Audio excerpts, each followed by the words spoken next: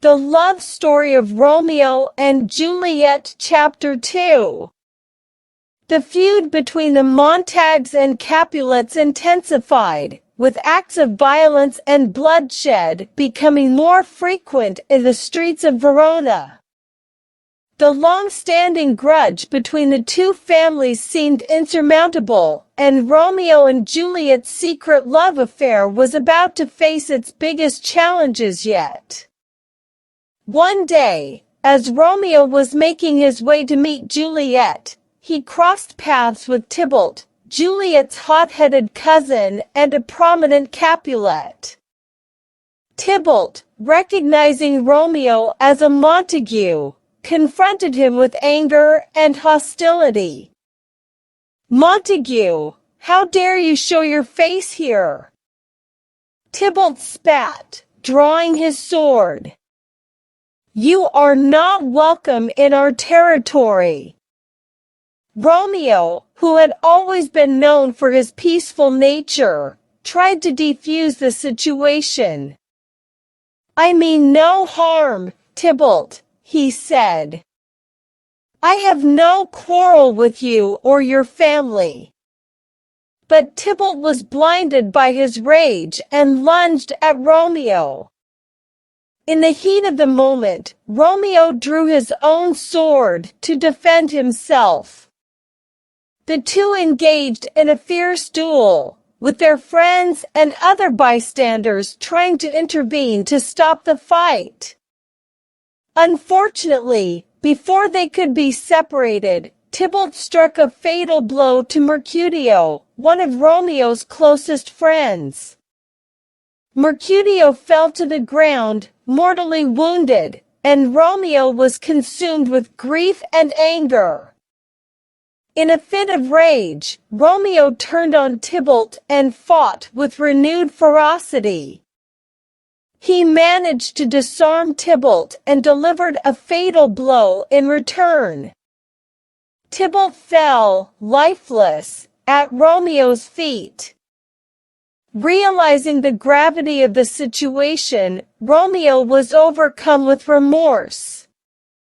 He looked around to see the shocked faces of the onlookers, including members of both the Montague and Capulet families.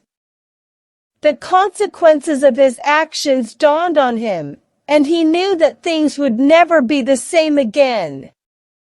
Romeo fled the scene, torn between his love for Juliet and the tragic turn of events. He sought refuge in Friar Lawrence's cell, pouring out his heart and seeking guidance. Friar Lawrence, despite being shocked by the turn of events, tried to console Romeo. "My son, what you have done is grave indeed," he said solemnly. "But there might still be a way to make amends." The friar came up with a daring plan. He would arrange for Romeo and Juliet to be secretly married, in the hope that their union might finally bring peace between the feuding families. It was a risky move, but Romeo and Juliet were desperate to be together, and they agreed to the plan without hesitation. With the help of Friar Lawrence, Romeo and Juliet were married in secret. They exchanged their vows in a small chapel, pledging their eternal love to each other. Despite the challenges and obstacles that lay ahead, they were determined to be together, no matter what. However, fate had other plans in store for them. The aftermath of Tybalt's death was devastating for both families. The feud escalated to new heights, with the Montagues and Capulets thirsting for revenge. The streets of Verona were now more dangerous than ever, and Romeo and Juliet's love faced even greater challenges. Amidst the chaos and turmoil, Romeo and Juliet continued to meet in secret, finding solace in each other's arms. They clung to their love, the one thing that brought them happiness in the midst of the bitter feud. One day, as Romeo was leaving Juliet's chamber at dawn, he looked back at her longingly.